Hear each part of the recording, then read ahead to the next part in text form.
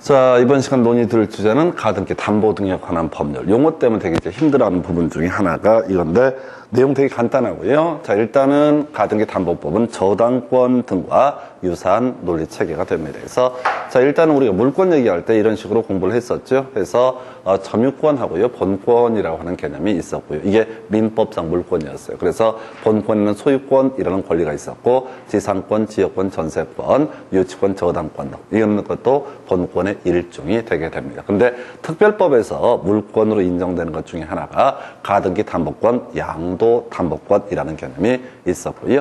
자, 이제 이 가등기 담보권, 양도 담보권, 그 다음에 저당권 세 개를 비교하는 과정을 보겠습니다. 그래서 자, 갑소유의 X 토지를 담보로 해서 갑이 돈을 빌립니다. 그래서 을에게 저당권을 부여합니다. 그럼 이제 이 X 토지 등기부에는 을 명의의 저당권 이라는 것이 설정 등기가 이루어지게 됩니다. 그럼 이제 저당권이라는 것은 등기가 있어야 어떻다 성립하는 권리다라고 되어 있었고요. 그래서 저당권자 을은 갑이 채무를 변제하지 아니하게 되면은 이때 뭘 한다고요? 경매 청구를 해서 팔아가지고 자신의 채권을 회수할 수 있다. 이게 저당권의 기본 구조가 되겠습니다. 그래서 자, 이게 저당권이고요. 그래서 저당권 설정했다고 해서 이 소유권 자체가 을한테 넘어가는 것은 아니죠. 소유권은 여전히 누구한테? 갑에게, 채무자에게 남아있는 구조. 이걸 우리가 저당권이라고 부르게 됩니다. 자, 그런데 양도 담보권이라는 것을 설명을 드릴게요. 갑소유의 X 토지를 담보로 을이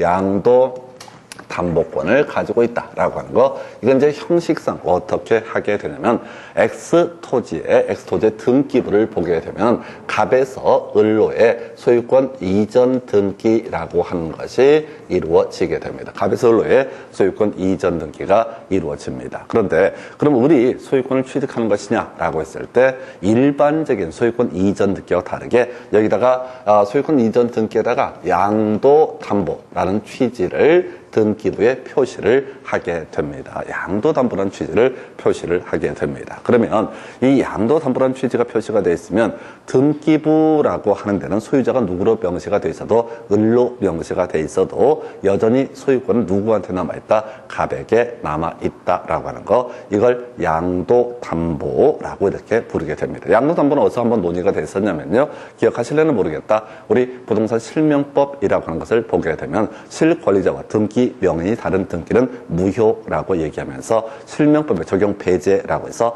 양도담보, 가등기담보라고 하는 거, 신탁법상 신탁이라고 하는 거, 마지막 상호명시다. 이 네 가지는 실제 권리자하고 등기 명인이 다름에도 불구하고 이때는 어떻다? 실권리자, 그 물권을 소유한다라고 하는 거, 실권리자에게 물권이 귀속이 된다라고 하는 것을 실명법의 적용 배제라고 불렀습니다. 그래서 그럼 양도담보권자는 등 이전 등기를 받아서 소유권 취득도 못하는데 이거 뭐 하자고 이렇게 양도담보권을 설정을 하는 거냐라고 했을 때 이건 이렇게 가는 거야.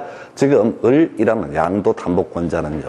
자, 지금 이 갑이라는 사람의 채무를 변제하지 아니하게 되면은 이때 자, 이 부동산 가격하고요, 자기가 빌려준 돈, 채권액의 차익을 청산금이라고 해서 갑에게 지급을 하면 아예 이 부동산의 소유권을 취득하게 되는 제도, 이걸 뭐라고 부른다? 양도담보권이라고 부릅니다. 그래서 양도담보권이 설정이 되어 있다 한들 기존의 자, 소유자, 갑이 여전히 이 부동산의 소유권을 가지고 있는 상태이고요. 나중에 변제기에 이르러서 갑이 채무를 변제하지 않았을 때 청산금을 지급하고 누가 바로 자, 채권자가 소유권을 취득하는 제도, 취득할 수 있는 제도를 가리켜서 뭐라고 그런다? 양도담보권이라고 부르게 됩니다. 그래서 지금 저당권도 그렇고요, 양도담보권도 그렇고요, 둘 다 소유권, 자, 저당권 설정했다고 해서 소유권이 넘어가는 게 아니고 양도담보권 설정을 했다고 해서 소유권이 넘어가지 않고 그대로 채무자 명의로 남아있는 상태. 다만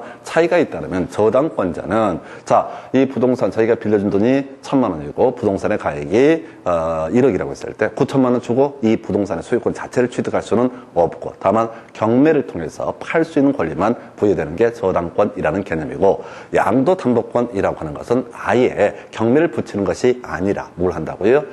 청산금을 지급하고 그 물건의 소유권 자체를 취득할 수 있는 제도, 이걸 이름하여 뭐라고 한다? 담보권이라고 부르게 됩니다. 이런 게 있고요. 그래서 이 가등기 담보 등에 관한 법률을 통해서 특별히 인정되는 물권 중에 하나가 됩니다. 자, 그 다음에 이제 제일 하이라이트 가등기 담보권이라고 하는 것을 설명을 드리겠습니다. 그래서 가등기 담보권이라고 하는 거 똑같이 자, 을이 채권자 돈을 빌려주게 됩니다. 그리고 경우에 따라서 가등기 담보권이라는 것을 취득을 할 수가 있습니다. 그럼 이제 가등기 담보권 어떤 형식을 통해서 취득을 하게 되는 거냐? X 부동산에다가 을 명의의 담보 가등기라는 것을 설정을 합니다. 앞에서 저당권은 뭐 있어요? 을 명의의 저당권 설정 등기를 했던 것인데 비해서 소위 자, 을 명의의 담보 가등기라는 것을 설정을 하게 됩니다. 자, 그러면 담보 가등기를 설정한 상태에서 이 부동산의 소유권은 누구한테 여전히 갑에게 남아있는 상태가 되게 됩니다. 갑에게 여전히 남아있는 상태가 되게 될 것이고요.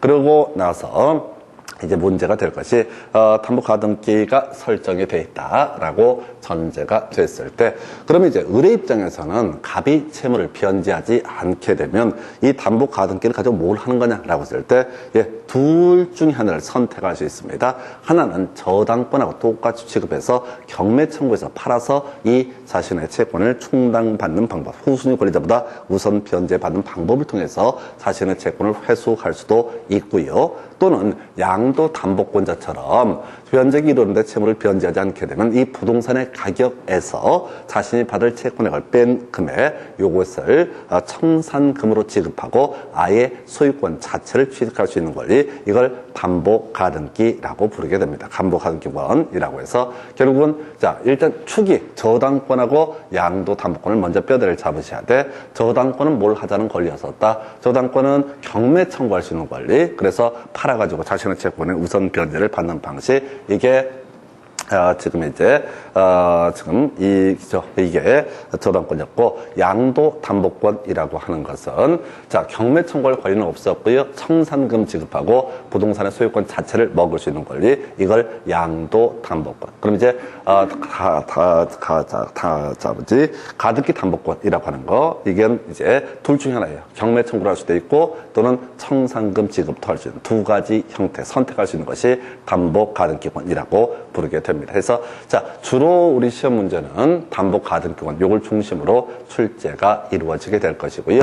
양도 담보권은 15년 동안 2번인가 출제가 되게 됩니다. 그래서 이렇게 전제를 하고요. 이제 내용 한번 확인을 해 보도록 하겠습니다. 그래서 적용 범주라고 해서 지금 설명을 드릴 텐데 요건 요즘엔 거의 출제 안 되고요. 벌써 한 10년 넘은 문제 패턴이 되겠습니다. 기본 틀만 갈게요. 차용금 채권이라고 하는 거 이걸 전제로 해서 어떻다 소위 양도 담보권 또는 가등기 담보권을 설정을 할 수가 있다. 돈 빌려주면서 자 우리가 저당권도 돈 빌려주는 거 있었죠? 그게 차용금 채권입니다. 양도 담보권이든 가등기 담보권이든 둘 다 뭐 하는 거 다 필요 없고 바로 뭐를 전제로 한다. 차용금 채권이라는 것을 전제로 해서만 성립할 수 있다. 근데 이제 이런 거 있겠죠. 만약에 건축자재 매도대금 채권, 뭐도 돈 받을 권리 있죠. 이런 것을 가지고는 가등기 담보권 또는 양도 담보권을 설정할 수 없습니다. 법에서 그냥 정하고 있는 거예요. 돈 빌려주고 나서 저당권 대신에 할 수 있는 것이 뭐가 된다? 바로 양도 담보권, 가등기 담보권이다라고 이렇게 얘기하면 중간은 별 필요 없어요. 요즘에 안 나오니까. 자, 그렇다 치고 지금 가등기 담보권의 성립이라고 하는 거 채무자 청산 절차를 거쳐서 채권자에게 소유권 이전되기 전까지 그 소유권을 취득한다. 그래서 여전히 자 지금 가등기 담보권을 설정해준 사람이라고 하는 사람 부동산의 소유자 설령 가등기 담보권인사 설정이 됐다라고 할지라도 소유권은 어떻다? 변화가 없다라고 하는 거. 그냥 저당권은 똑같은 거라고 그랬어요. 저당권 설정한다고 해서 소유자가 바뀌는 게 아니듯이 저당권 설정한다고 해서 채무자가 계속 부동산의 소유권을 가지고 있듯이 가등기 담보권이 설정이 된다라고 할지라도 여전히 어떻다 그 부동산의 소유권은 누구에게 귀속된다 바로 채무자에게 귀속이 된다. 용어 잘 기억하세요. 돈 빌리는 사람 누구라고요? 채무자 그리고 채권자는 다 담보 가등기 권리자 이렇게 해석합니다. 그래서 가등기 담보권은 이미 설명드린 것처럼 양도 담보 가등기 담보 두 가지로 구분을 하게 되는데 자 담보 가등기 권리자는요 담보권 실행 통지를 통해서 그 부동산 자체의 소유권을 취득을 하거나 자 혹은 경매를 청구할 수 있다. 해서 이 담보권 실행 통지라는 게 좀 이따 이제 공부를 할 주제인데, 자, 이 청산금 지급하고 이런저런 과정을 총칭하여 부를 때 담보권 실행 통지라고 얘기합니다. 그래서 담보권을 실행할 거야 라고 알려주고, 그리고 나서 그 청산금을 지급하는 방식, 이걸 소위 귀속 청산 또는 귀속 청산이라는 표현을 쓰게 될 것이고요. 그 외에 뭐도 할 수 있다고요? 경매 청구도 할 수 있다. 근데 양도 담보권자, 이 사람은 뭘 한다고요? 담보권 실행 통제 과정을 거쳐서 아예 이 부동산의 소유권을 취득하는 방식을 가리켜서 뭐라고 그런다? 양도 담보권. 여기까지가 기초적인 개념이야. 그래서 표현하면, 이거 말로 표현하면 되게 어려워. 이게 수험생이 되게 이제 까다롭게 이제 이걸 받아들인 이유가 뭐냐면,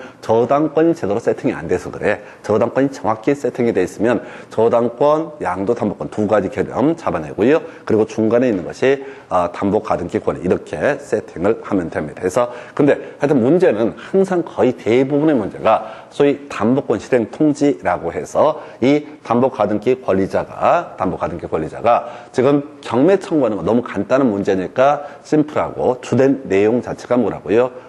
이 담보권 실행 통지에 따른 청산금을 교부하고 이 부동산의 소유권을 취득하는 과정, 이걸 갖고 주로 문제가 구성이 됩니다. 그래서 요거는 이제 한번 가볼까요? 자, 이제 담보 가등기 권자가 돈 빌려주고요. 담보 가등기를 설정을 했습니다. 그럼 이제 돈을 잘 갚게 되면 더 이상 문제가 터지지 않아요. 근데 돈을 갚지 않으면 어떻다? 자, 둘 중에 하나를 선택한다고 했어요. 저당권이랑 똑같이 취급해서 경매 청구해서 팔아서 그 채권을 회수하는 것도 하나의 방법이 되게 될 것이고, 그 다음에 두 번째 이슈가 되게 될 게 뭐라고요? 두 번째 이슈가 되게 될 게 소위 귀속청산이라고 하는 것도 있을 수가 있다. 이렇게 얘기를 합니다. 그래서 자, 제일 먼저 해야 될 게, 지금 이제 경매 청구를 안 하고 청산금을 지급하고 이 부동산의 소유권을 취득을 하고 싶은 채권자가 선택할 수 있는 거. 자, 이게 처음에 나오는 게 청산금의 결정이라는 주제가 나오게 됩니다. 그래서 자, 이렇게 돼 있어요. 채권자, 돈 빌려주던 사람이죠. 지금 담보 가등기 권리자입니다. 이 채권자는 청산금 평가액 통지 당시를 기준으로 해서 그 부동산의 가액에서 채권액을 뺀 금액을 청산금으로 통지를 해야 된다. 표현이 좀 어려워요. 자, 예를 들어서 갑소유의 X 부동산에 대해서 을이라는 채권자가 담보 가등기권을 설정을 하게 됩니다. 담보 가등기 권리자예요, 이 사람이. 자, 그러면 이 사람이 이제 돈을 빌려줬고 거기다 약정을 했겠죠. 언제까지 돈을 갚기로. 근데 자, 만약에 1월 1일자 뭐 12월 1일까지 돈을 갚기로 만약에 약정을 했습니다. 그런데 돈을 안 갚았네 라고 하게 되면 이 사람이 이 부동산의 가격을 먼저 평가를 하고요. 그 다음에 이 부동산의 가격과 별개의 문제로 자신이 받을 채권액을 계산을 합니다. 그래서 만약 이 사람이 받을 돈이 빌려줬던 게 1억이다 라고 치고 부동산의 가격이 2억이다 라고 치게 되면은, 이게 2억이 되게 되면은 이때는 얼마? 1억이라는 청산금을 채무자 가백에 통지를 해야 된다. 이런 얘기가 되게 됩니다. 근데 가격이라는 게 계속 바뀌잖아요. 그래서 언제를 기준으로 하는 거냐? 지금 통지할 당시, 이 사람이 청산금을 통지할 당시를 기준으로 해서 부동산의 가격에서 자신의 채권액을 뺀 금액을 어떻다? 청산금으로 결정을 하게 된다. 그런데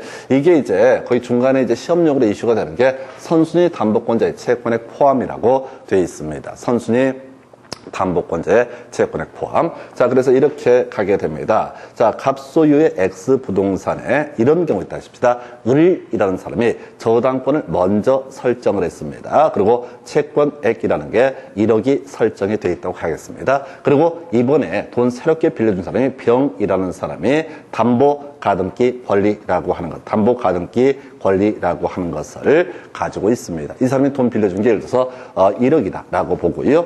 그리고 이제 돈을 안 갚았어. 이 상태에서 돈을 안 갚았어. 그러면 이 병이라는 사람이 뭘 할 수 있다고요? 경매 청구를 할 수도 있지만은 소위 담보권 실행 통지를 통해서 이 부동산의 소유권 자체를 어떻게 할 수 있다? 취득할 수 있다. 그래서 이 사람이 이 부동산의 소유권을 취득하고 싶으면 이 부동산의 가격이 만약 3억이다 라고 전제가 되게 되면 3억에서요 자신의 채권액 1억 빼고요. 그 다음에 선순위 담보권자의 채권액 1억을 빼서 토탈 2억을 빼야 되겠죠. 그래서 요렇게 1억을 청산금으로 결정을 하게 된다. 그러면 이제 굳이 예를 삼게 되면 갑을 병정, 정이라는 사람이 또 밑에 저당권이 있다. 그러면 이 사람이 받을 돈이 예를 들어서 5천만 원이다 라고 한번 해보겠습니다. 그러면은 청산금 결정할 때 자신의 채권액하고 그다음에 선순위 담보권자의 채권액만 빼게 됩니다. 이게 청산금의 결정 과정이에요. 그러면은 후순위 권리자의 채권액은 뺀다 안 뺀다?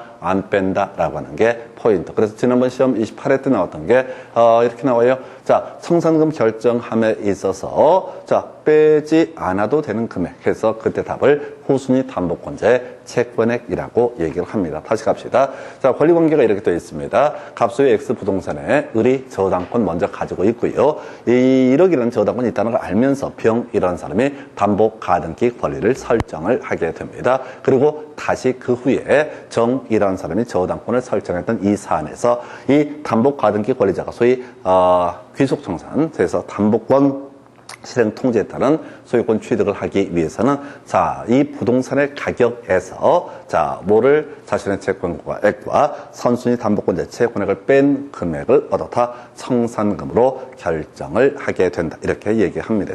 그래서 청산금 결정을 했어요. 그리고 이것을 얻어다 채권자가 채무자 등에게 얻어다 통지를 해야 된다.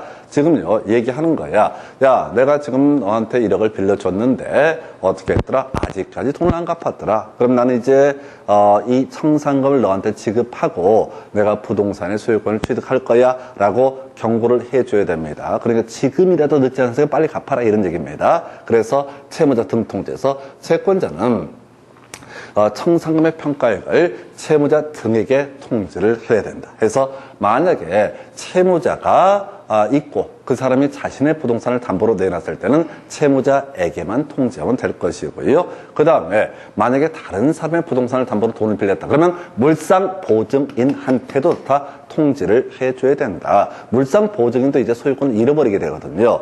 그 다음에 담보가등기후 소유권을 취득한 제3자, 이걸 제3취득자라고 부르게 되는데, 이게 이제 갑이 만약에 A라는 사람한테 나중에 팔았다. 그러면 A도 소유권을 잃게 되니까 바로 제3취득자에게도 다 통지를 해라. 해서 이게 이제 포인트가 뭐냐면 모두에게 다 통지를 해야 된다. 만약 제3취득자가 없으면 제3취득자는 빠지겠지만은 채무자가 있고 물상보증이 있으면 둘 중에 한 명에 대해서만 통지를 하는 게 아니라 전부에 대해서 다 통지를 해야 된다. 왜? 지금 담보권 실행 통지가 되게 되면 이 부동산의 소유권 자체가 담보 가등기 권리자에게 귀속이 되기 때문에 어쩔 수 없는 거예요. 전부에게 통지를 해라. 그 외에 만약에 채권자 청산 금액이 없을 때도 그때도 다 당연히 통지한다. 이게 뭔 소리냐면 부동산의 가격이 예를 들어서 애초에는 이 사안에서 한 3억쯤으로 봤는데 나중에 이 청산금을 결정할 당시 보니까 이런저런 이유로 2억으로 떨어졌어. 그러면 선순위 담보권자 1억, 자기 채권 1억 하면 빼버리면 어떻다? 남는 게 없네? 라고 하는 거, 이것도 어떻다? 통지를 해줘야 된다. 이게 이제 통지라고 하는 것은 경고의 의미예요. 너가 그대로 빚을 갚지 않고 있게 되면 나는 어떻게 하겠다? 이 부동산의 소유권 자체를 내가 먹어버리겠다라고 경고를 하는 개념이 바로 청산금의 통지라는 개념이 되게 됩니다. 그런데 이게 이제 이런 경우가 있을 거예요. 지금 이제 후순위 권리자의 통지라고 해서 채권자는 청산금 통지가 채무자 등에게 먼저 통지가 되고 도달이 돼야지 효력이 발생할 겁니다. 도달해서 효력이 발생을 하게 되면 그 사실을 후순위 권리자에게도 그 통지했다는 사실하고 그 다음에 기존의 도달일 등을 모두 다 통지를 해줘야 된다. 이게 어떤 경우냐면 가십시다. 지금 갑소유의 X 부동산에 대해서 선순위 담보권자 있고요. 담보 가등기 권리자 있고 후순위 권리자가 있습니다. 부동산 가격이 3억이라고 전제했을 때 1억 주겠다라고 이렇게 하면 되는 거야. 선순위 담보권자 1억, 후순위 가등기자, 담보 가등기 권리자 자신의 채권액 1억. 그럼 이제 1억만 청산금으로 알려주면 되는데 얘가 통지하려고 하니까 갑이 연락을 해왔어. 야야 그러지 말고 3억이라고 그래라. 그냥 채권액 다. 부동산의 가액이 2억밖에 안 되고 선순위 담보권자 채권액 1억이고 네가 받을 돈이 1억이라고 나한테 그렇게 통지를 해달라고 부탁을 한다고. 왜? 이게 이 돈이 얘한테 갈 거란 말이에요. 나중에 청산금 1억이 가잖아요. 그럼 후순위 권리자가 돈 받으러 올 거란 말이야. 그럼 개털돼 실제 남는 게 없어. 그러니까 아예 돈 안 갚으려고. 정한테 돈을 안 갚으려고 수작을 부린다고. 그러지 말고 지금 부동산의 가액을 2억이라고 얘기를 해라. 그러면 선순위 담보권자, 담보가등기 권리자에 2억 해버리면 0원 되잖아요. 그리고 나한테 3천만 원만 다오, 따로. 또는 5천만 원만 다오, 또 6천만 원만 다오. 너는 6천만 원만 주게 되면 너는 4천 남는 거고, 나는 빚 안 갚고 튀어버릴 거니까 5천 세이브 하는 거고, 서로 누이 좋고 매부 좋고, 어때? 라고 제안하는 거죠. 그러면은 이런 과정에서 후순위 권리자는 어떠? 피해를 입을 수가 있습니다. 아니, 법적인 문제가 생기는 건 다 나쁜 놈들이에요, 기본적으로. 좋은 사람들은 법적인 문제에 매개될 여지가 없어요. 항상 사기친다고 생각해야 돼. 그래서 후순위 권리자에게도 이 사실 통지를 해야 된다. 그 얘기는 뒤에서 보겠지만, 만약에 후순위 권리자가 보니까 이것들이 개수작을 하고 있어 라고 생각할 수 있다고. 아, 부동산의 담보가치가 3억은 되는데 무슨 2억이냐. 그래서 나중에 경매 청구할 수 있는 기회가 따로 부여가 돼요. 어찌됐든 후순위 권리자의 권리를 보호하기 위해서 후순위 권리자에게도 다 통지를 해라. 이게 통지예요. 다시 갑시다. 청산금. 자, 결정이라고 하는 거. 부동산 가액에서 자신의 채권액과 선순위 담보물권자의 채권액을 뺀 금액이라고 하는 것을 어떻다? 청산금으로 결정하게 된다라고 하는 거. 자, 이렇게 청산금 결정이 이루어지게 되면은, 자, 이 내용을 채무자 등 해서 채무자나 물상보증인 등에게 모두에게 통지가 이루어져야 됩니다. 그리고 나서 누구한테? 후순위 권리자에게도 통지했다는 사실 자체 금액 등을 어떻다? 모두 통지를 해줘야 됩니다. 자, 그래서 후순위 권리자의 권리 보호를 위해서 미리 준비를 하고 있어요. 자, 청산금 통지 효과라고 해서 이거예요. 자, 청산금 통지가 있게 되면 청산 기간이 시작이 되는데 2개월이라는 기간이 시작이 되게 됩니다. 그래서 도탁 날짜가 중요해요. 청산금 통지했다는 사실 외 도달 시기 등도 어떻다? 후순위 권리자에게 도달일까지 후순위 권리자에게 통지를 해야 했던 이유는 이 후순위 권리자는 그 도달일을 기준으로 2개월의 청산기간이 진행된다는 사실을 알 수가 있는 겁니다. 이 청산기간이 진행된다는 얘기인즉슨 두 가지 의미를 가지고 있는데요. 첫 번째, 이거부터 가볼까요? 후순위 권리자는 청산기간에 한정해서 그 피담보채권의 변제액이 도래 전이라 할지라도 담보 목적 부동산에 경매를 청구할 수 있다. 자, 아까 이 사안에서 이런 그림이에요. 지금 사안이 뭐냐면은 후순위 권리자, 이 사람 정이라는 사람이 있었는데 이 사람이 보기에 얘들이 개수작을 하고 있다라고 한다면 어떻다? 이때 자신이 돈 받을 시기가 도래하지 않았다라고 할지라도 이걸 시장에다 팔아서 한번 가격을 평가해보자, 확인해보자, 3억인지 2억인지 한번 해보자 라고 해서 어떻다? 바로 경매 청구를 할 수 있다. 그래서 후순위 권리자가 청산기간에 한정해서 경매 청구를 할 수 있게 하기 위해서 채무자 등에게 통지하고, 이러면 이제 통지가 이루어지면 청산기간이 시작이 될 테고, 그 사실, 도달일 등을 누구한테? 바로 후순위 권리자에게도 통지를 하게 된다. 그래서 후순위 권리자는 이 담보가등기 권리자와 채무자 등이 작당을 해서 자신의 권리를 침해하는 것을 막기 위해서, 자, 청산기간에 한정해서 뭘 할 수 있다? 바로 경매 청구를 할 수가 있다. 원래 경매 청구는 변제기 도래해야 되거든요. 돈 갚을 시기가 도래했는데 안 갚았을 때 뭘 할 수 있다? 경매 청구를 할 수 있다라고 했었는데, 이건 변제기 도래 전이라 할지라도 다 경매 청구를 할 수가 있다. 이렇게 논의가 되게 됩니다. 자, 그렇다 치고요. 자, 청산금 통제 효과라고 하는 것을 보겠습니다. 관련해서. 자, 채권자는 다툴 수가 없다. 이것도 되게 많이 나와요. 왠지는 몰라. 시험 문제 답을 많이 뽑는 게, 채권자는 한번 통지한 그 금액에 대해서 다 다툴 수가 없다. 채권자는 누굽니까? 담보가등기 권리자입니다. 자, 이게 뭐냐면은 예를 들어서 1억이라고 통지를 해야 되는데 실수로 10억이라고 통지한 경우가 있다고 치십시다. 그래도 어떻다? 채권자는 다툴 수가 없다라고 법에서 선언을 하고 있어요. 만약에 채권자가 다툴 수 있다 그러면 개판돼 버려요. 자, 청산금이 1억이라고 했다가 다시 생각해보니까 이게 좀 내가 잘못 계산한 것 같아. 1억 2천이야. 그럼 이게 아사리판이 돼버린다고. 지금요, 이 담보권 실행 통지 귀속 청산 과정은 대단히 엄격한 절차입니다. 남의 부동산을 경매도 거치지 않고 자기 마음대로 금액을 결정해서 소유권 작탈을 박탈하는 제도라고요. 채권자가. 빌려줬던 사람이. 이거 어마무시한 절차이기 때문에 중간에 말 바꾸면 안 된다 이런 얘기입니다. 어찌됐든 간에 시험엔 되게 중요해요. 채권자는 다툴 수가 없다. 그럼 채권자가 실수로 1억이라고 할 걸 10억이라고 했으면 어떻게 해야 돼요? 소유권 취득 못하는 거죠. 1억 줘야 되는 10억 줄 수는 없잖아요. 그럼 이 사람은 스톱하고 나중에 경매 청구하면 되는 거예요. 다른 길이 열려 있으니까. 아니, 지금 3억짜리 부동산에다 선순위 채권에 1억, 그 다음에 자기 채권에 1억 해서 1억이라고, 청산금 1억이라고 통지를 하면 되는 사안에서 10억이라고 잘못 통지를 했다고, 그럼 채권자는 더 이상 이 금액 자체에 대해서 다툴 수가 있다, 없다? 자, 다툴 수 없다고, 말 바꿀 수 없다고. 그러면, 자, 귀속 청산 안 되는 거야. 10억을 주면 소유권을 취득할 수 있겠지만, 정신병자 아니고서 1억밖에 안 되는데 10억을 줄 수는 없잖아요. 그래서 이 사람은 그걸 스톱을 하고, 청산금 지급 안 하면 소유권 취득 못 하니까 안 해. 그리고 아예 경매법정에서 팔아버리는 수가 있죠. 그러면 자신의 채권을 회수하겠죠. 물론 선순위 채권자가 먼저 변제받고 그 다음에 담보가등기 권리자가 변제를 받겠지만 이런 식으로 어찌 됐든 간에 시험에 더럽게 중요한 이슈가 되는 게 채권자는 어떻다? 다툴 수가 없다.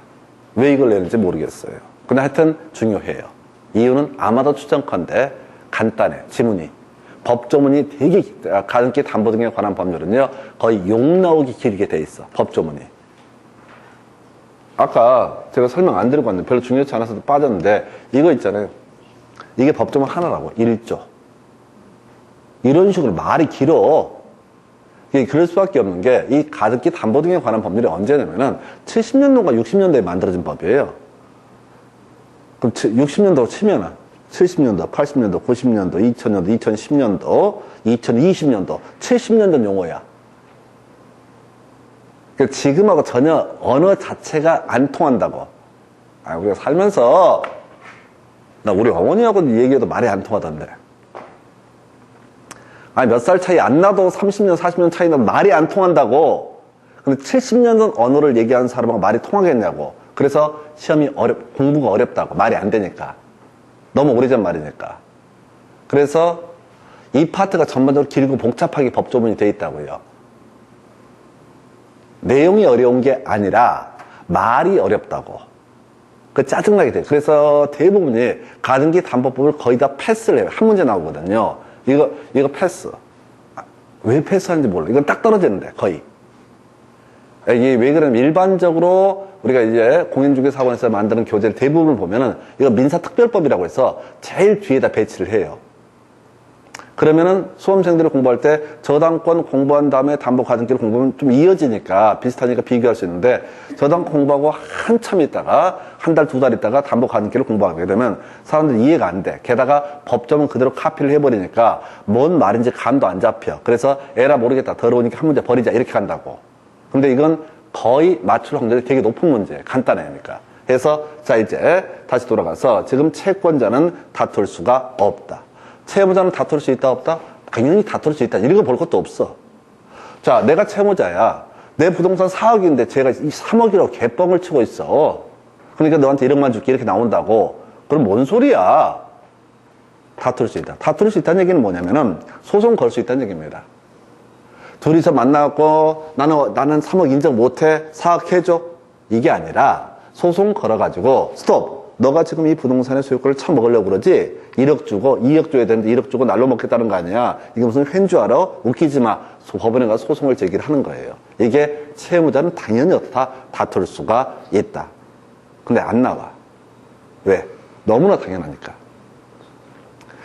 법 내용을 알면 너무나 당연한 거라고요. 너무나 당연한 거니까 이건 거의 또 지문이 길잖아요. 그래서 잘 안 나와. 그래서 자 포인트 뭐라고요? 채권자는 다툴 수가 없다. 채무자는 어떻다? 다툴 수 있다라고 하는 거. 이게 기본 틀이 되는 거예요. 자, 그래서 지금 후순위 권리자는 통지 받았던 이유가 이 기간의 한정에서 모두 할 수 있다. 경매 청구도 할 수가 있다. 이렇게 이제 가는 겁니다. 자, 그래서 세월이 흘러갑니다. 그래서 2개월의 기간이 지났습니다. 그러면은 채권자는 아까 청산금 1억이라고 전제했을 때 이 1억이라고 하는 청산금을 누구한테? 채무자에게 지급하고 가등기에 기해서 본등기라고 하는 소유권 이전 등기를 실행을 하게 되면은 이때 뭘 할 수 있다? 바로 소유권 자체를 취득할 수 있다. 이렇게 가는 거예요. 담보가등기가 된 상태에서 우리가 이제 나중에 등기법을 할 때 주로 논의할 텐데 가등기라고 하는 것이 있게 되면 그 다음에 그 다음 단계로서 본등기라는 걸 해요. 등기를 해서 소유권을 이전받을 수 있다.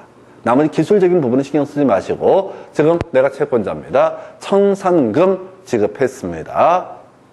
그 얘기는 채무자가 안 다툰 거야. 지급까지 했다는 얘기는 다퉜어도 법원의 판사가 결정을 해준 거야. 청산금 온당하다 뭐 등등등으로. 그래서 내가 청산금을 지급했으면 어떻다고요? 그 다음에 등기 넘겨받아서 어떻다? 소유권 취득할 수 있다. 이게 기본 구조가 되게 되는 겁니다. 자, 그래서 청산금 지급 채무하고요. 부동산의 소유권 이전 등기 그리고 물건의 인도는 동시이행 관계에 있다라고 되어 있습니다. 이런 거 밑줄을 긋지 마세요. 나중에 따로 공부하실 주제예요. 우리가 계약법 가게 되면요. 동시이행 항변권이라는 것을 공부를 하는데 미리 제가 힌트를 드릴게요.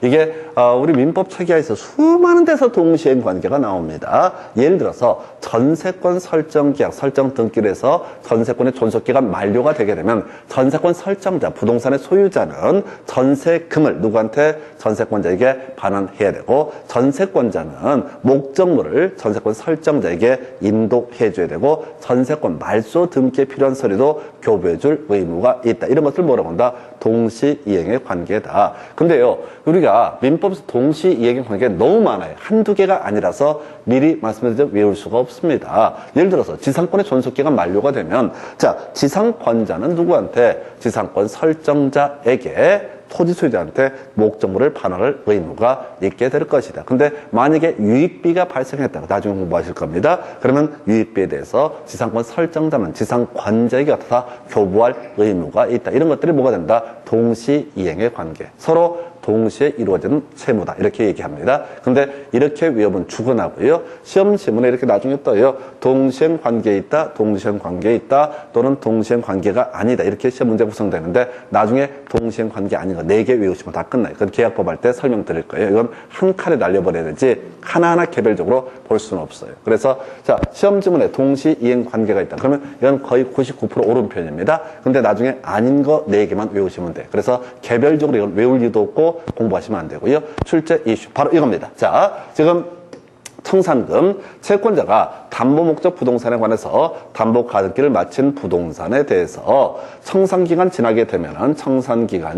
지나게 되면은 본등기를 청구를 할 수 있고요. 이때 논의의 전제는 청산금 지급했다는 게 전제가 돼야 됩니다. 자, 그래서 청산 절차를 거치지 않고 이루어진 본등기는 무효. 그러나 이후에 그 절차를 다시 거치게 되면 그 등기는 유효. 설명드릴게요. 자, 이게 이제 또 하나의 출제 포인트가 되게 되는데, 자, 갑시다. 지금 이제 내가 돈 빌려줬습니다. 친구의 부동산을 담보로 담보 가등기 권리를 설정하고 돈을 빌려준 친구가 돈을 갚지 않습니다. 그럼 나는 뭘 주장할 수 있다? 바로 청산금을 먼저 결정해서 통지를 하게 됩니다. 2개월 통지가 이루어지면 그때부터 청산기간 2개월이 출발이 되게 됩니다. 그러면 채무자는 부동산을 뺏기지 않기 위해서 돈을 융통을 해서 돈을 갚는 것도 하나의 방법이 될 수가 있겠다. 근데 돈을 융통을 못해서 갚지 못하게 되면 이 사람은 이제 채권자는 채무자에게 청산금을 지급하고 소유권 이전 등기를 넘겨받게 된다. 그런데 자, 이 과정이 지금 2개월의 기간도 지나야 되고요.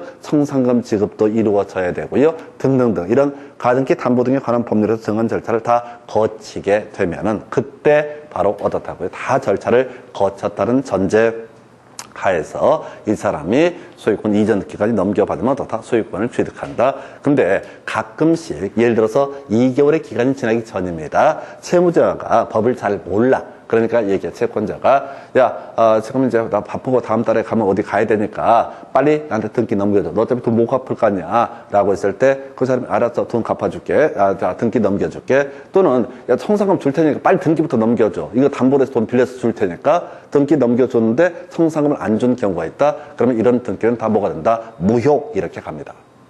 그런데 나중에라도 청산금을 나중에라도 담보로 해서 대출을 받아서 줬다. 그러면 그 등기는 어떻다? 유효한 등기로 해석을 한다. 이게 답이라고요. 그래서 이 챕터에서는 거의 다룬 얘기가 지금 채권자 이 금액 등에 대해서 어떻다? 다툴 수가 없다. 후순위 권리자 청산기간 한정해서 경매 청구를 할 수가 있다. 세 번째, 이런 소승의 절차를 모두 거치게 돼서 이루어진 등기, 유효한 것이 되겠지만은 그런 절차를 거치지 않았다. 그러면 일단 무효인 등기, 실체 관계와 합치하지 않기 때문에 무효인 등기, 즉 소유권 자체가 채무자에게서 이전되지 않는다. 그러나 나중에라도 일정한 절차를 다 거치게 되면 이 등기는 어떻다? 유효한 등기로 해석을 하게 된다. 이렇게 뼈대를 잡게 됩니다. 그래서 이게 담보가등기권자의 담보권 실행 통지에 따른 소유권 취득. 다시 한번 순서 외우겠습니다. 거의 여기까지가 거의 다, 거의 대부분의 문제는 여기서 출제가 돼요.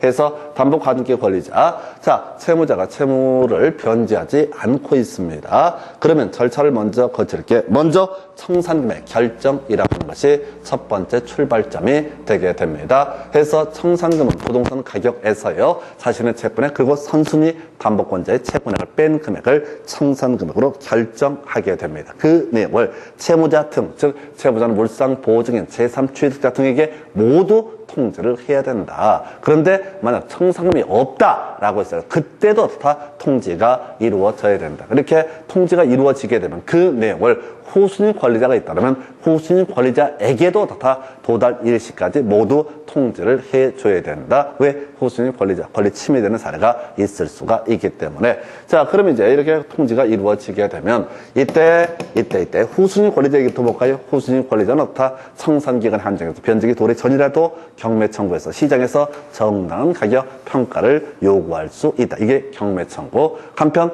선순위 권리자, 채권자 같은 경우는 한번 청산금을 통지하게 되면 어떻다? 그 금액에 대해서는 더 이상 다툴 수가 없다라고 할 것. 자, 그리고 이게 쭉 넘어갔을 때 결국은 이제 이 사람이 청산금을 지급하고 청산기간 지난 다음에 청산금 지급하고 소유권 이전 등기를 넘겨받게 되면은 이때 이 사람은 이 부동산의 소유권을 취득할 수 있다. 이렇게 해석을 하게 됩니다. 그런데 말이죠. 이 청산 절차를 거치지 아니한 본등기, 자, 소유권 이전 등기는 어떻다? 무효로 처리합니다. 그래서 2개월 지나기 전에 소유권 이전 등기가 지났다든가, 특히 이제 청산금 지급이 제대로 안 된 상태에서 소유권 이전 등기가 이루어졌다. 이런 것들은 다 무효인 등기. 그러나 나중에도 부족한 금액 등을 채워 넣게 되면 어떻다? 이것은 유효한 등기. 3개 가지고 이 문제에서는 답을 구성을 해요. 그래서 이게 담보권 실행 통지에 따른 소유권 취득 또는 귀속 청산이라고 하는 거. 근데 지금 이제 우리가 담보가등기 권리자가 자신의 채권을 회수하는 방법이 2개가 있다고 그랬습니다. 그 중에 하나가 이렇게 담보권 실행 통지 또는 귀속 청산이라는 과정을 통해서 권리를 취득할 수도 있을 것이고요. 이에 대응해서 지금 경매 청구라는 것도 할 수가 있습니다. 근데 이건 되게 간단한 주제예요. 경매 청구란 건 저당권하고 똑같이 취급을 하게 됩니다. 저당권이랑 똑같다고요. 자, 그러면 이제 첫 번째, 자, 볼까요? 담보가등기 권리자, 앞에서 공부했던 담보권 실행 통지, 담보권을 실행하겠다는 통지를 하고, 그래서 소유권을 취득하는 귀속 청산을 하지 않고 아예 경매 청구를 해서 팔아서 부동산의 소유권을 취득하는 게 아니라 팔아서 자신의 채권을 회수할 수 있다. 이때 담보가등기 권리는 저당권과 똑같은 것으로 본다라고 되어 있어요. 그럼 내용 간단해지죠. 자, 담보가등기 권리자가 경매를 청구해서 부동산이 매각이 되게 되면은 이때 당연히 담보가등기 권리자는 매각에 따라서 다 소멸하게 된다. 우리가 지난 시간에 이제 저당권에서 설명드렸던 게 말소 기준 권리라는 개념이 있었죠. 그래서 등기된 권리 중에서 저당권, 근저당권, 담보가등기, 압류등기, 가압류등기, 경매 개시결정 등기, 이런 것을 가리켜서 뭐라고 한다? 말소 기준 권리. 자, 그래서 경매가 진행되게 되면 말소 기준 권리라고 하는 것, 그리고 말소 기준 권리 밑에 있는 권리는 모두 매각으로 소멸하게 된다. 그래서 자, 가볼까요? 갑소유, 요거 제일 간단한 건데 요거 이제 여기서 놓치게 돼. 갑소유 부동산에서 의리 저당권을 설정을 했습니다. 뭐 다른 권리 없다고 치고요. 복잡하니까. 자, 그랬을 때 이 사람이 받을 돈이 1억이야. 근데 경매가 이루어졌습니다. 자, 의리 경매 청구를 했습니다. 근데 이 부동산이 원래 한 1억 5천 가치가 있는데 어찌어찌 하다 보니까, 자, 유찰되다 보니까 9천만 원에 매각이 되게 됩니다. 그러면 이 을이란 사람은 지금 경매 청구를 했잖아요. 1억 다 변제 못 받습니다. 총 매각 금액이 9천밖에 안 된다고. 그럼 9천 먹는 겁니다. 그리고 저당권은 소멸하는 겁니다. 소멸한다고요. 군에서 은행에서 저당권 설정할 때 기존 저당권이랑 다 비교해서 계산을 한다고. 아니, 그래서 당연히 소멸해야 된다고. 이거 담보가등기 권리야. 그러면 당연히 없다고요. 받을 돈 다 채권 100% 회수를 못하더라도 다 저당권은, 담보가등기 권리는 당연히 매각으로 소멸한다. 왜? 담보가등기 권리는 뭐로 본다고 그랬으니까? 저당권으로 본다고 그랬으니까. 두 번째, 담보가등기를 마친 부동산에 대해서 제3자에 의해서 강제 경매 등이 행해진 경우 담보가등기 권리는 부동산 매각에 의해서 소멸하게 된다. 자, 이게 소위 말소 기준 권리. 다시 한번 설명드리겠습니다. 우리가 경매가 이루어지면요. 자, 권리 분석이라고 해서 경매가 이루어지면 무조건 말소 기준 권리를 찾아보셔야 됩니다. 말소 기준 권리라는 게 6개 중에 하나라고 했어요. 저당권, 근저당권, 담보가등기. 다 같은 겁니다.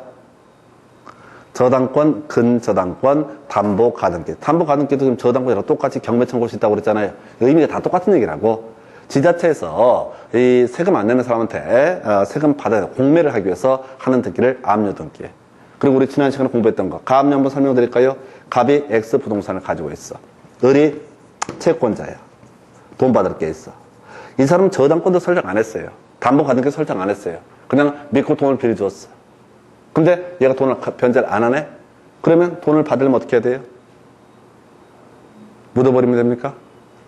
설악산, 친구야, 설악산 가치가 돼서, 절벽 밑으로 확 밀어버리거나. 절벽 밑으로 밀어서 딱 잡아주고, 돈 주면 세워주고. 아니야.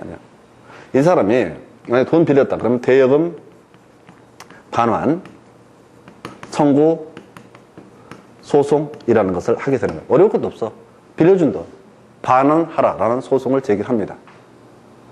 그러면은 이게 만약에 이 소송을 제기한 상태에서 승소를 하잖아요. 판사가 야, 갑은 채권자에게 돈 갚아라 라는 판결을 내리잖아요. 그러면 이 판결문을 가지고 판결문을 첨부해서 경매 청구 등을 할 수가 있는 거예요. 이걸 강제 경매라고 얘기를 하는 거예요. 우리가 저당권자, 가등기 권리자, 담보가등기 권리자, 뭐라 할 수 있다? 경매 청구할 수 있다고 그랬었죠? 이건 시험과는 별로 관계없이 그냥 배경 지식 쌓는 거예요. 아니, 우리가 가압류, 이 얘기만 나오면 머리가 터져버리거든. 사람들이 뭔가 싶어가지고. 찜찜해, 가압류 얘기. 가압류 얘기를 좀 설명하려고 그래. 다시. 갑이 부동산을 가지고 있는데, 을이 저당권이나 담보가등기 권리를 설정하지 않고 그냥 돈만 빌려줬다고. 믿고. 근데 돈을 갚지 않아. 돈을 갚지 않으면 돈을 받아내는 방법, 절차가 뭐가 있다고요? 먼저 대여금, 반환, 청구, 소송 등을 제기를 한다고. 그러면 승소를 하잖아요. 판결문에 채권자 승, 원고 승이라고 표시가 돼 있다고. 갑은 을한테 돈을 갚아라 라는 판결이 나왔다고. 그러면 이 판결문에 근거해서 이 사람이 가지고 있는 부동산을 찾아내서 경매 청구를 할 수 있다고요. 이걸 뭐라 부른다? 강제 경매. 그럼 이제 경매는 임의 경매라는 것도 있거든요. 아까 저당권자가 경매 청구할 수 있다고 했었죠. 담보가등기 권리자가 경매 청구할 수 있다고 그랬죠. 이걸 우리가 임의 경매라고 그래요. 채권자가 아무 때고 내키면 요건을 충족하면 바로 경매 청구할 수 있는 게 뭐가 된다? 임의 경매. 근데 자, 강제 경매라는 것은 법원의 판결이라는 절차까지 복잡하게 거친 다음에 하는 경매 청구를 뭐라고 한다? 바로 강제 경매. 자, 그럼 보십시다. 내가 갑이야, 채권자야. 나는 돈 갚을 의사가 전혀 없어요. 을한테 돈 안 갚고 싶어. 왜? 돈은 소중하니까 안 갚을 수도 있지. 법적으로 이제 분석하는 거예요. 근데 얘가 소송을 제기했네? 그럼 갑은 어떻게 해야 돼요? 최선을 다한다고 소송에서 이기지 않아.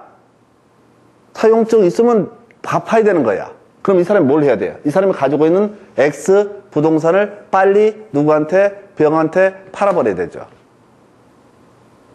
아니, 스토리가 대여금 반환 청구 소송 얘가 승소하면 얘가 경매 청구해서 여기다가 경매를 붙여버린다고. 그럼 자신의 부동산을 뺏기게 된다고. 아이, 무식하면은 그냥 많이 쳐다보고 있는 거지. 무식하면. 왜 소송을 제기할까? 나 돈 없는데 새끼가 성의 없이 진짜 치사하게 뭘 치사해 돈 안 갚은 게 더 치사한 거지. 또는 이제 좀 많이 배운 사람은 의리 없이. 뭘 의리가 없어. 안 갚은 놈이 더 의리 없는 거지. 하여튼 그거 다 치고. 지금 대여금 반환 청구 소송을 제기한다는 얘기는 채권자 입장에서 생각하는 거예요. 앞으로 얘가 돈을 계속 안 갚게 되면 판결을 받아서 뭘 하겠다? 경매를 붙여버리겠다. 이런 취지를 갖고 하는 거라고. 그러면 채무자 입장에서 무조건 머리를 써야 돼. 무조건 이 재산을 딴 데로 다 빼돌려 버려야 돼. 그때 우리가 이혼을 하잖아요. 사업하는 분들 상당수가 이혼을 한다고. 전 부인 명의로 모든 재산을 빼돌려. 그러면 소송을 이겨봐봤자 뭐야? 아무 쓸모가 없어. 뭐 판결문을 삶아 먹을 수도 없고 구워 먹을 수도 없고 먹을 수가 없잖아. 그래서 이렇게 대여금 반환 청구 소송을 제기할 때 채권자가 해야 되는 게 뭐냐면은 이걸 하는 거야. 가압류 신청이라는 것을 하게 됩니다. 가압류 신청을 하게 돼요. 그러면 X 부동산을 담보로 가압류 신청을 하면은 법원에서 요건을 검토해 본 다음에 뭘 한다고요? 가압류 등기라는 것을 법원이 등기소하라고 촉탁을 합니다. 그러면 이제 이렇게 가는 거야. 채권자가 가압류 신청을 하고 소송이 이겨봤자 개털되니까 가압류 신청을 먼저 하고 대여금 반환 청구 소송을 제기합니다. 그러면 자 소송이 진행되는 과정에 가압류 등기가 돼 있겠죠? 그러면 이게 갑이라는 사람이 이 X 부동산을 중간에 채권자님 병한테 팔아먹을 수 있어요? 없어요? 왜 못 팔아먹어? 지금 소유권 누구한테 있는데? 갑한테 있잖아요. 가압류 등기가 돼 있든 안 돼 있든 소유권은 누구한테 있어요? 갑한테 있어요. 그럼 갑은 당연히 병한테 팔아먹을 수 있는 거예요. 가압류 등기는 좀 이따 설명드릴 텐데 경고하는 거예요. 누구한테? 사겠다는 사람한테. 네가 무식해서 잘 모를 텐데 이 가압류 등기 된 거 잘못하면 개털되는 수가 있어. 조심해 라고 경고를 하는 거예요. 그래서 가압류 등기가 돼 있는 상태에서 갑은 병한테 팔 수 있습니다. 그럼 병은 소유권 취득할 수 있나요? 취득할 수 있어요. 일단 취득할 수 있어요. 이 상태예요. 근데 이때 드디어 소송의 승소 결과가 나옵니다. 그럼 순서가 가압류 등기돼 있죠? 병한테 소유권 넘어갔죠? 그리고 이때 누가 지금 경매 신청하면 경매 개시 결정의 등기가 이루어지게 됩니다. 아니 판결문을 가지고 법원 가서 내가 소송에 승소했으니까 이 내가 가압류 잡아놓은 거 요거에 대해서 경매 신청합니다. 그럼 경매 개시 결정 등기가 이루어져요. 그럼 다른 건 몰라도 지금 등기 몇 개 보셨어? 가압류 등기 보셨죠? 경매 개시 결정 등기 보셨죠? 만약 지자체가 돈 받으려 세금 받으려면 압류 등기를 한다고. 다시 뭔 얘기하려고 하냐면 말소 기준 권리. 지난 시간에 설명드렸던 건데 말소 기준 권리라고 해서 저당권, 근저당권, 담보가 등기, 압류 등기, 가압류 등기, 경매 개시 결정 등기 이렇게 6개 등기 중에서 가장 선순위에 있는 권리를 뭐라고 한다? 말소 기준 권리라고 부른다고요. 이 그림에서는 가압류 등기가 제일 선순위죠. 경매가 진행되면 말소 기준 권리 얘를 포함해서 이 밑에 있는 권리는 등기된 권리는 모두 매각으로 소멸한다. 그럼 병은 소유권 취득했다가 결국은 소멸하게 되는 거예요. 경매가 진행돼 버리면. 그러니까 가압류 등기가 된 부동산을 함부로 샀다가는 결국은 소유권 취득했다가 파티하고 나서 돌아서 보니까 아예 소유권 자체가 날아가 버리는 사태가 벌어질 수 있다는 얘기예요. 그래서 볼까요? 이 얘기하다가 담보 가등기를 맡은 부동산에서 3자에서 강제 경매 등이 이루어지는 경우 먼저 이기가 뭐가? 담보 가등기가 설정이 됐다 하십시다. 담보 가등기가 설정이 돼 있던 내가 돈 빌려주고 담보 가등기를 설정을 했다고. 근데 이 채무자가 딴애한테 돈을 안 갚아가지고 가압류 등기가 이루어지고 뭐 점점점 이렇게 갔다고 그래서 경매가 이루어졌다고. 그러면 이때 가장 선순위 권리가 뭐라고요? 담보 가등기. 아니 그림에서는. 그러니까 밑에서 경매 청구를 하든 위에서 경매 청구를 하든 이들 중 6개 중에서 가장 선순위에 있는 권리를 뭐라고 한다?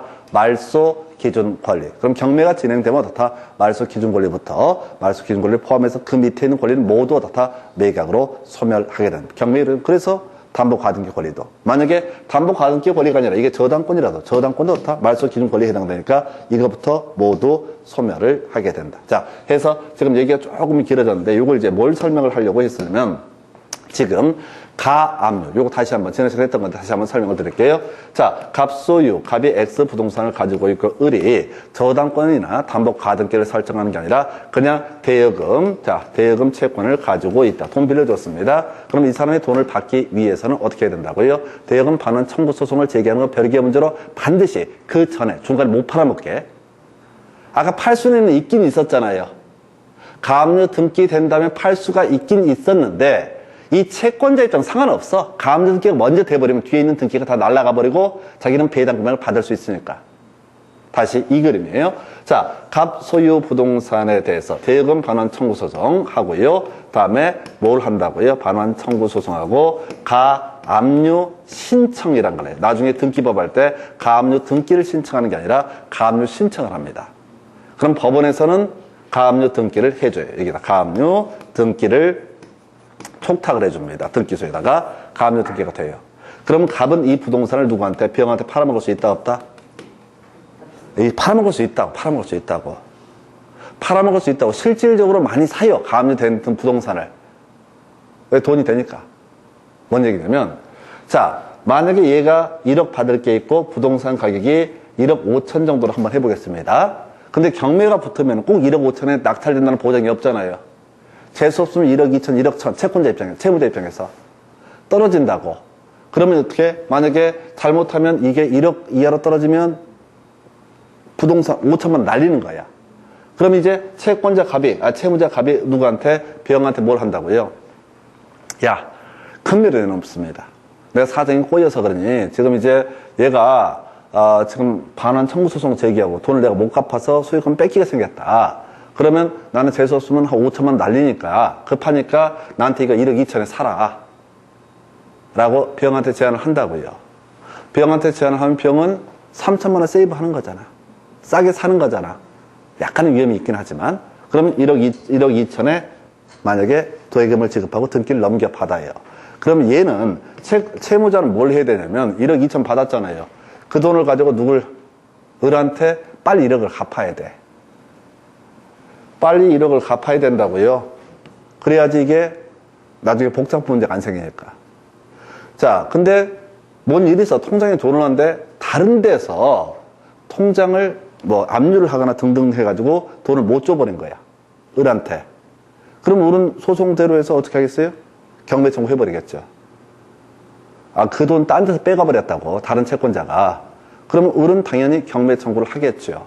그래서 누군가가 낙찰을 받겠죠, 이 부동산. 그러면 낙찰받은 금액 범주에서 이 사람이 자신의 채권을 회수하게 된다고요. 그래서 이 가압류 등기가 된 부동산을 함부로 거래하게 되면 뒤지는 수가 있다. 근데 그만큼 위험 부담이 큰 만큼 사실은 또 중간에서 괜찮을 수도 있죠. 단, 이 채무자가 반드시 채권자한테 돈을 다 갚아줘야 된다고.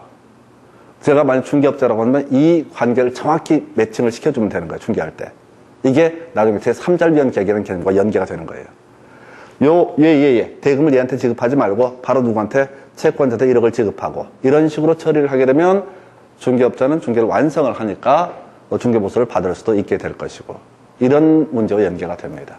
자, 얘기가 좀 어긋났는데요. 다시 말소 기준 권리라는 개념만 체크를 하겠습니다. 말소 기준 권리는요, 저당권, 근저당권, 담보가등기, 압류, 가압류, 경매, 개시결정 등기 중에서 가장 선순위에 있는 권리를 뭐라고 한다? 말소 기준 권리라고 부르게 됩니다. 그래서 경매가 진행되면요, 말소 기준 권리부터 기준 권리 밑에 있는 각종의 권리는 모두 어떻다? 매각으로 소멸하게 된다. 그래서 이 담보가등기도 말소 기준 권리에 해당이 되니까 이거랑 직접 경매가 직접 자기가 신청하던 저당권자가 경매 신청하던 누가 제3자가 아까 가압류 이것 때문에 경매 신청이 이루어지든 간에 무조건 다 어떻다? 말소 기준 권리에 해당하는 어떤 경매가 이루어지면 어떻다? 그 권리는 소멸하게 된다라고 할 것. 그래서 제일 안전한 게 그거죠. 담보가등기 권리를 설정해 놨는데 자신이 받을 돈이 있는데 자, 저당권 실행도 지금 경매 청구라든가 담보권 실행 통지를 하기 전에 혹시 제3자에 의해서 경매가 이루어져 버리면 어떻다? 전혀 보호를 받을 수가 없다. 그럼 이런 것도 가능하겠다. 자, 내가 채무자입니다. 누구한테? 아는 사람, 친구라 그러면 좀 싸가지 없어 보니까 친구한테 돈을 빌렸습니다. 그리고 얘한테 뭘 설정해요? 담보 가등기 권리를 설정합니다. 이 부동산의 가격이 1억이고 돈 빌린 게 5천이라고 한번 해보겠습니다. 자, 뭐 그렇게 다 치면은, 자, 얘를 연명하는 방법 중에 하나가 뭐가 있다고요? 병이라는 사람한테 또 저당권을 허위로 자, 설정을 합니다. 허위로 설정을 한다고요. 그래서 얘가 경매 청구하게 만드는 거야. 그럼 난리 벌일 수 있습니다. 물론, 그건 아니구나. 얘가 우선 변제를 받구나. 5천원 우선 변제 받. 참 착하겠어. 그래서 이렇게. 저당권 똑같으니까. 하여튼, 이런 식으로. 자, 그래서 지금 말소기준권 얘기해드려 있었고요. 그 다음에 담보 가등기를 맡은 부동산에 대해서 강제 경매된 게시돼. 지금 설명드렸잖아요. 가등기 권리자는 후순위 권리자보다 더 우선 변제를 받을 수가 있다. 이게 이제, 가등기 담보법에서, 담보 가등기 권리자의 자신의 채권 회수 방법입니다. 그래서 양도담보는 지금 설명 안 드릴 테고 요것만 주구장창 기억을 하시면 돼요. 거의 대부분의 문제. 이게 이제 출제되는 비중을 보면 나중에 분석하면 10년 정도 출제 중에서 양도담보가 한 10%에서 20% 출제가 되고요. 가등기 담보가 거의 80% 이상. 그러니까 단순화시키면 5년 동안 기준을 보면 양도담보는 20%, 5년에 한 번, 나머지가 가등기 담보가 출제가 됩니다. 그래서 우선 여기까지 기본 틀 보죠. 간단하게 정리하고 가볼까요? 자, 이제 담보 가등기라고 하는 거 이렇게 얘기를 하죠. 그래서 청산자, 차용금 채권, 돈 빌렸을 때 저당권 설정하는 대신에 어떻다? 담보 가등기 권리를 설정해 줄 수가 있다. 돈 빌린 사람 입장에서. 그럼 돈 빌려준 채권자 입장에서는 방법이 뭐라고요? 자, 담보권 실행 통지라고 해서 청산금 결정하고 통지하고 등등등의 과정을 통해서 아예 소유권 이전기를 넘겨받는 방식. 이걸 귀속 청산 또는 귀속 정산, 담보권 실행 통지에 따른 소유권 취득 이렇게 얘기를 하고요. 그 외에 어떤 것도 가능하다. 경매 청구를 통해서 그 권리를 채권을 회수할 수도 있다. 그래서 귀속 청산의 과정을 보게 되면 이런 식의 구조죠. 채권자는 먼저 청산금을 결정한다. 청산금 결정할 때 29회 때 나왔던 주제인가요? 바로 부동산 가격에서 자신의 채권액과 선순위 담보물권자의 채권액을 뺀 금액을 청산금으로 결정을 하게 된다. 그 다음에 이제 자, 이 청산금 결정하고 통지라고 하는 거 채무자 등에게 해야 되고 청산금이 없으면 없다는 뜻을 통지해 줄 것. 그리고 후순위 권리자에게도 통지를 해줄 것. 통지를 받은 후순위 권리자는 청산기간을 한정해서 경매 청구를 통해서 자신의 채권을 회수하는 방법도 있을 수가 있겠고요. 한편 채권자는 더 이상 다툴 수 없고 채무자는 다툴 수 있다. 그래서 다툼이 없다는 전제하에서 나중에 이 청산기간 2개월 지나게 될 것이고 등등등 해서 청산금 지급하고 소유권 이전 등기를 넘겨받게 되면 이 사람은 소유권을 취득할 수 있다. 근데 이 중에서 일부 절차에 흠결이 있으면 그 소유권 이전 등기는 무효가 된다. 그러나 나중에라도 절차를 거치면 그 등기는 유연 등기가 돼서 담보 가등기 권리자가 소유권을 취득을 하게 된다. 그 외에 이 사람은 이렇게 담보권 실행 통지 또는 귀속 청산 과정을 통해서 권리를 자신의 채권을 회수하는 것도 있지만 아예 경매 청구라고 하는 것을 통해서 자신의 채권을 회수할 수도 있다 해서 요거 얘기하면서 했던 얘기가 말소 기준 권리, 저당권, 근저당권, 담보가 등기, 압류 등기, 가압류 등기, 경매 개시 결정 등기 중에서 가장 선순위에 있는 권리를 뭐라고 한다? 말소 기준 권리. 그래서 경매가 진행되면요, 가장 선순위에 있는 말소 기준 권리, 개부터 시작해서 그 밑에 있는 등기된 권리는 모두 매각으로 소멸하게 된다. 이렇게 설명을 드렸습니다. 잠시 끊었다가 이제 계약법 이어서 설명을 드리겠습니다.